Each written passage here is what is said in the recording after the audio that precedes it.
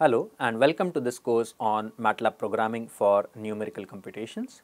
We are introducing you to MATLAB functions and MATLAB loops and MATLAB arrays in this particular week. In this lecture, we are going to talk about for loop and array indexing, which happen to be one of the quite important aspects of using and programming in MATLAB. So, arrays, as I have mentioned before, are one of the most powerful aspects of MATLAB. Again, MATLAB is a mixture of the word matrix and laboratory. So, MATLAB naturally works with arrays, and we have already seen that in couple of lectures earlier. Okay. In lecture 2.1, which is in the next week, we are going to cover loops and execution control in more details. In lecture 2.1, I am going to cover for loop and while loop as well as if then else construct. In this particular lecture, we are going to just introduce you to for loops, and I am going to spend some amount of time on indexing and building arrays. You have already looked at indexing and building arrays in the previous tutorial lecture. We are going to build on top of that in this particular lecture. Okay. Before that, let us talk about for loop. Okay. For loop is used if you want to execute a particular command n number of times. For example, let us look at the for loop that is shown over here. So, this is the overall loop. All these statements are going to be executed 10 times. Okay. The first time it is going to be executed, we will have I equal to 1 and all commands are executed.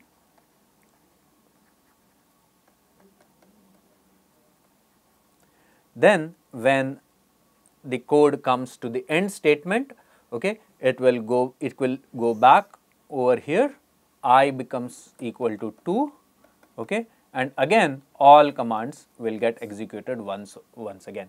Okay. This continues a total of 10 times, and for I equal to 10, all the commands will be executed 10th time again.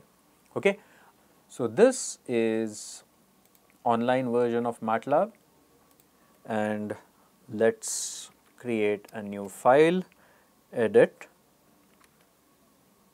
demo for loop. Okay. So, this will create a MATLAB file.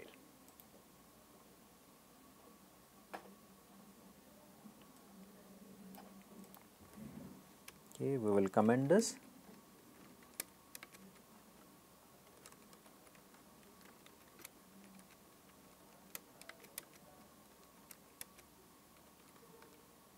Okay.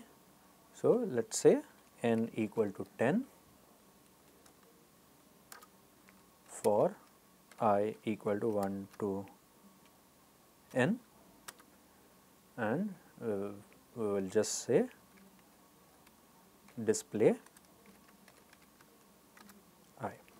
Okay. What the command over here disp means, I will come to that in the last lecture of this week.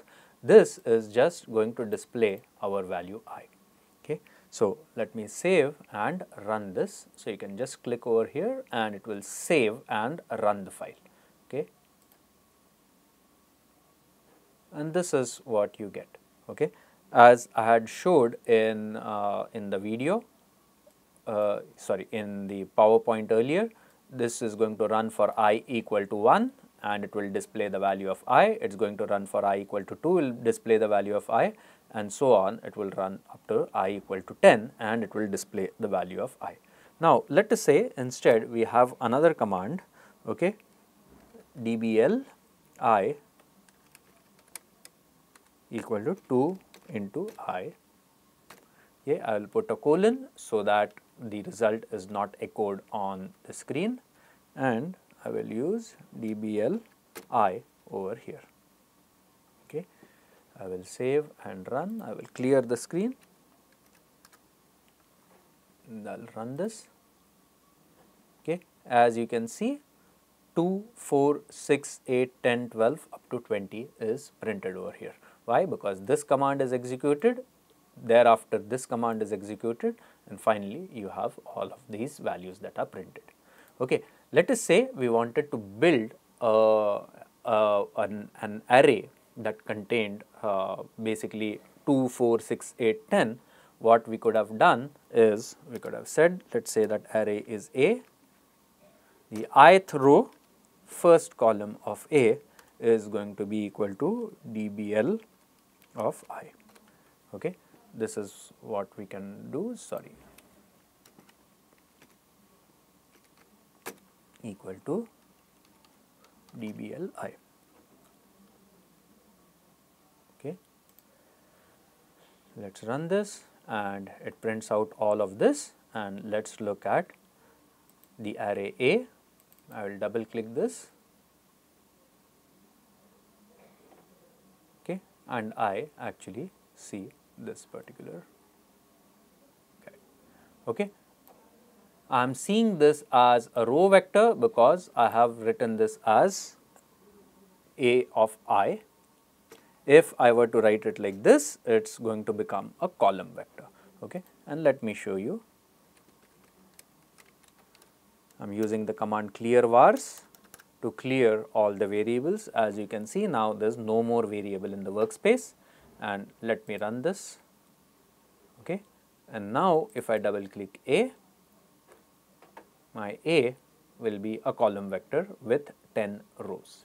Okay. Now you will see that this has a small orange underline.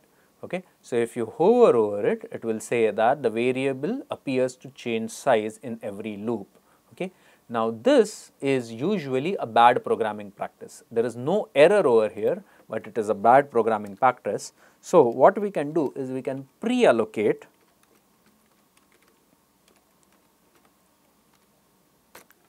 the array A. Okay. So at this stage, what I have done is the size of A is it becomes a 10 by 1 array, okay, with all zeros. Okay. And if we run this, we are again going to get the same. The result is the same, but now as you will see from a green check mark over here that this is a much more efficient MATLAB code than what we had written earlier. Okay. Now there is a much more efficient way of writing this, and the efficient way of writing is B is going to be equal to 2 to 20. Okay. What is this going to do? It is going to create a row vector starting with 2, then 4, 6, 8, 10 right up to 20. Okay. So we will run this and this is what we get. Okay. Now we did not want a row vector, we wanted a column vector. What do? We will do nothing but B equal to B dash, that is going to be a column vector. Okay. Again, this is not a good way of coding because MATLAB has to reallocate all these storage spaces. A better way of coding is going to be B equal to 2 to 20 dash. Okay. And we would have written the same result in one single line. Okay. So this is how we go to more and more efficient coding in MATLAB. Okay. So we have now covered two aspects in MATLAB. One is for loop and second is index notation. What if we wanted to repeat for every even numbered values? If we wanted to repeat for every even numbered values, we will have it 2 to 2 to 2 to 2 to n, or in this particular case 2 to 2 to n multiplied by 2. Okay. So this is the starting value, this is the steps, and this is the end value. Okay. What if you wanted the values in descending order? Okay. You may pause this video for a moment. Okay. Think about how do you want to do it in descending order. Okay. The answer to that question is, let us say you have n star 2 to minus 2 to 2. Okay. This will start with 20, 18, 16 and so on right up to 2. Okay. What if you want to go from 10 to 1 in descending orders? 10 to 1 in descending order is going to be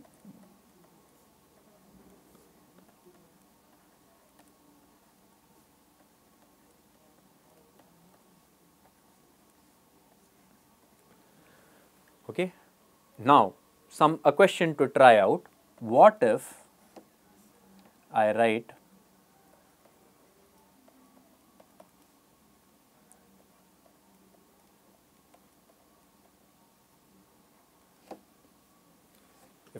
for I equal to 1 to minus 1 to n, where n equal to 10, what will I get? Okay, this is something that you can try out.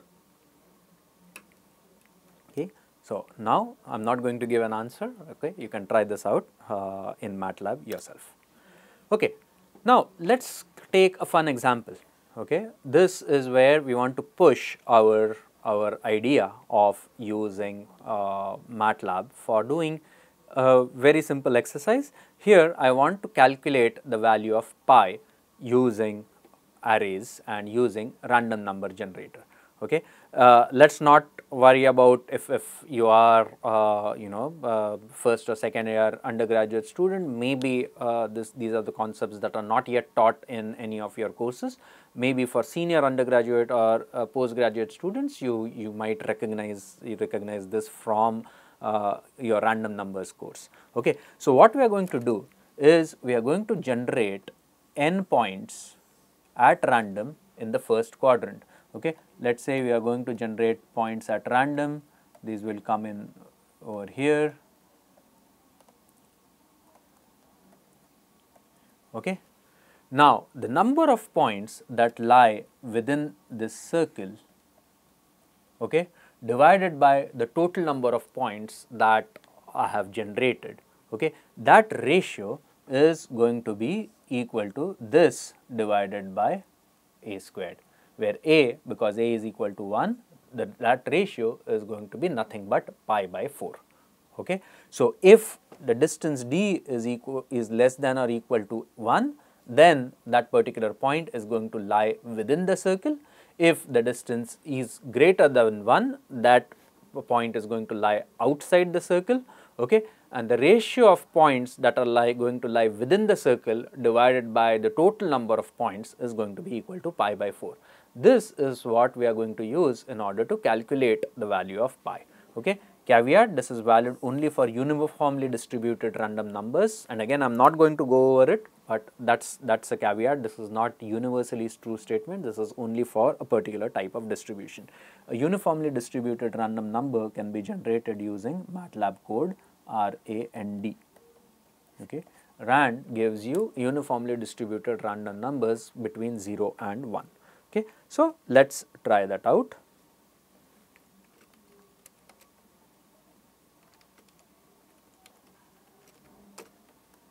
We will call the particular code random pi.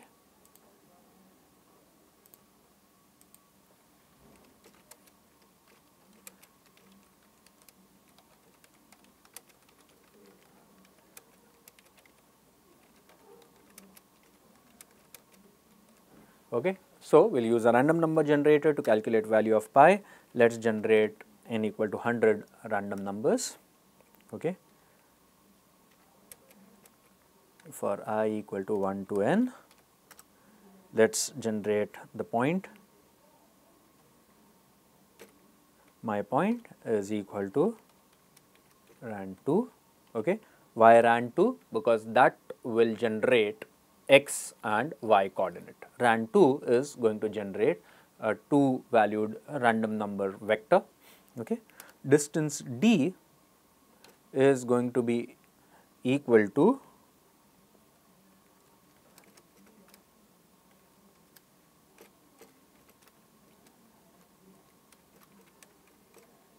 pt1 square plus pt2 squared, okay, square root of this.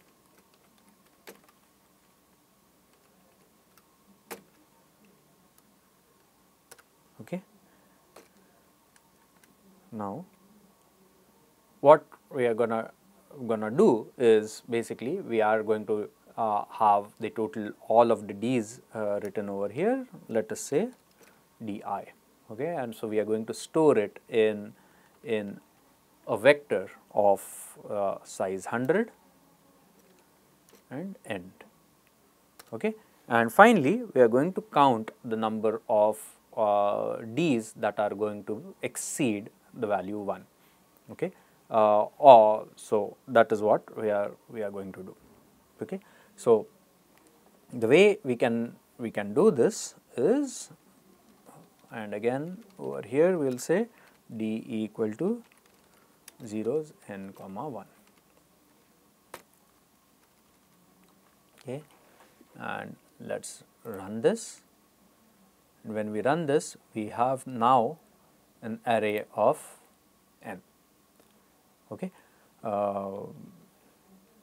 and the name of that array is d. Okay, now we want to count the number of elements of d that are greater than 1. Okay, I use a trick over here.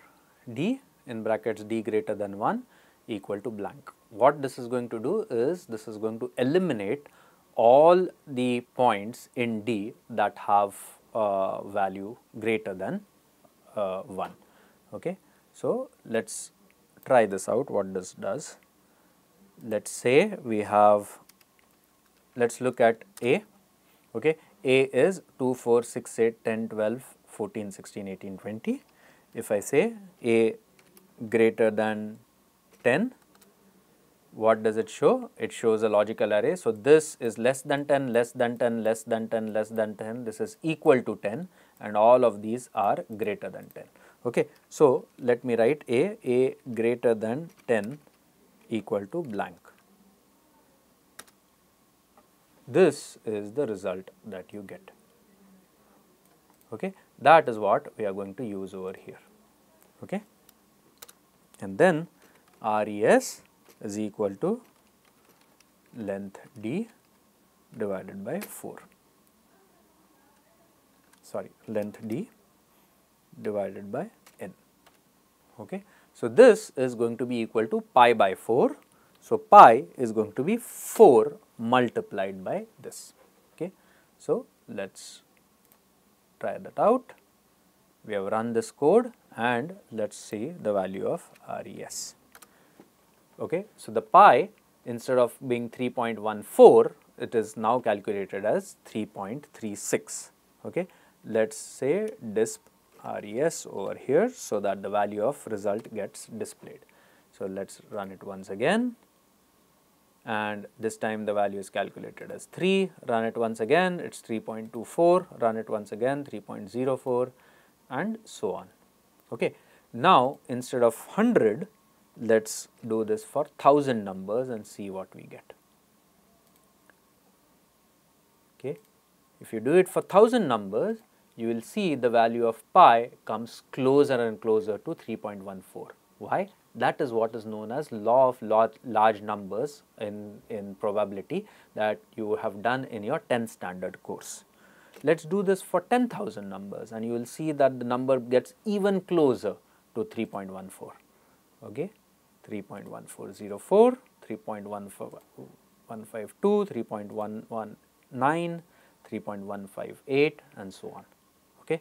So, again it never becomes exactly equal to 3.1415 because there is randomness in it. Okay. But as you can see that this gets quite close to 1. Sorry, that gets quite close to 3.14. Okay. So, again the concept that I want you guys to take away from this particular lecture is the for loop and index notations. Okay. So, the thing that I have done with respect to for loop is this runs the for loop 10,000 times, each time the value incrementing by 1. Okay. Okay. So, a 2-dimensional array is generated, you are calculating the distance, you are comparing the distance with 1. Okay. Whenever the distance is greater than 1, okay, you have nulled that particular value. Whenever the distance is less than or equal to 1, you have kept that value. Okay. So, D is now a 7844 dimensional vector. Okay. So, the value of pi is 7.844 divided by 4, which is equal to 3.1376. Okay. So, this is how the pi is calculated. Okay. So, a thought exercise for you: how can you do all of this without using a for loop. Okay, it's quite possible to do this without using a for loop. Probably by the end of 12th week, you should have an answer to this question. I don't expect you'll have an answer to this question in the next couple of weeks, but let's hope by the end of 12th week, you will have an answer to this question. How can I replace this entire for loop with one or two statements? Okay. All right. Okay. So that brings me to the end of this particular lecture. In this lecture, we have introduced you to for loop and we have taken an index notation of arrays and tried to incorporate them in that understanding in for loop as well. Okay. Again, with respect to index notation or colon notation, you have start value and stop value, or you have start value, you have jump value and you have stop value. Okay. If because of the jump, based on the jump value, if the start value comes after stop value, okay, you will get a blank. You won't get an error, you will get a blank, and that's the hint to the question that I asked in the previous slide. Okay. So with that, I come to the end of this lecture and I will see you in the next lecture. Thanks and bye.